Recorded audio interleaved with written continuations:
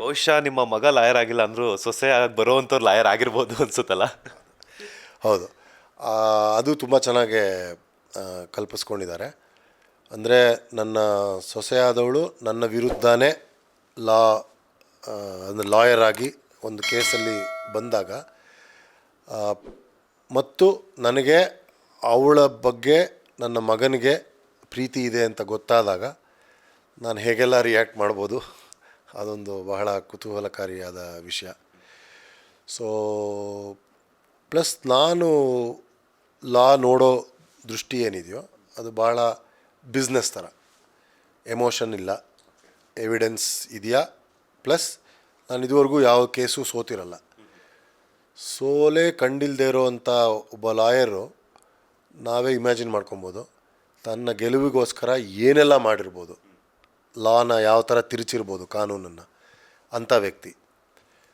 But Bhargavi ಭಾಳ ನ್ಯಾಯ ಒದಗಿಸ್ಬೇಕು ಅಂತ ಉದ್ದೇಶ ಇಟ್ಕೊಂಡು ಸತ್ಯ ಧರ್ಮ ಅಂತ ನಾನು ಸೊ ಹಾಗಾಗಿ ಅದರ ಒಂದು ಕಾನ್ಫ್ಲಿಕ್ಟ್ ಏನಿದೆಯೋ ಅದು ಮೂಡಿಬರುತ್ತೆ ಇದರಲ್ಲಿ. ಒಂದು ಸ್ವಾಭಿಮಾನದ ಲಾಯರ್ ಕಥೆ ಆದರೆ ಇನ್ನೊಂದು ಸೋಲೆ ಕಂಡಿರೋದ ಲಾಯರ್ ಇಬ್ಬರ ಮಧ್ಯೆನೂ ಸಹ ಒಂದು ಘರ್ಷಣೆ ನಡೆಯುತ್ತೆ. ಇಷ್ಟು ದಿನ ಸಿನಿಮಾಗಳಲ್ಲಿ ನಾವು ನೋಡ್ತಿದ್ವಿ ಒಂದಷ್ಟು ವಿಚಾರಗಳು, ಬಿಕಾಸ್ ಯಾಕಂದರೆ ಶಾರ್ಟ್ ಆ್ಯಂಡ್ ಸ್ವೀಟಾಗಿ. ಇವಾಗ ಇವರಿಬ್ಬರ ಲಾಯರ್ಸ್ಗಳ ಮಧ್ಯೆ ನಡೆಯುವಂಥ ಘರ್ಷಣೆ ಅದು ಮನೆವರೆಗೂ ಹೋಗುತ್ತೆ, ಮಾವ ಮತ್ತು ಸೊಸೆಯಾಗಿ ಅವರಿಬ್ಬರ ಮನೆಯಲ್ಲೂ ಹೆಂಗೆ ನಡೆಯುತ್ತೆ ಅಂತ ಹೇಳ್ಬಿಟ್ಟು ಏನು ಹೇಳೋಕ್ಕೆ ಇಷ್ಟಪಡ್ತೀರಾ? ಅದೇ ನಾನು ಹೇಳ್ದಂಗೆ ಇದು ಬಹಳ ನಾವು ನಮ್ಮ ಮನೆಗಳಲ್ಲೇ ನಡೆಯೋ ಅಂಥ ಒಂದು ಕಾನ್ಸೆಪ್ಟ್ ಇದು. ಬಟ್ ಮನೆಯಲ್ಲೇ ಯೂಶ್ವಲಿ ಹೊರಗಡೆ ಒಂದು ರಿಲೇಷನ್ಶಿಪ್ ಈ ಥರ ಆದಾಗ, ಬಿಸ್ನೆಸ್ ರಿಲೇಷನ್ಶಿಪ್ ಆಗಲಿ ಅಥವಾ ಪ್ರೊಫೆಷನಲ್ ರಿಲೇಷನ್ಶಿಪ್ ಆದಾಗ ಒಂದು ರೀತಿಯ ಒಂದು ಸಂಬಂಧ ಇರುತ್ತೆ. ಬಟ್ ಮನೆಯಲ್ಲೇ ಒಬ್ಬಳು ಬಂದಾಗ ಏನೇನಾಗ್ಬೋದು ಅನ್ನೋದು ನನಗೂ ತುಂಬ ಕುತೂಹಲಕಾರಿಯಾಗಿದೆ.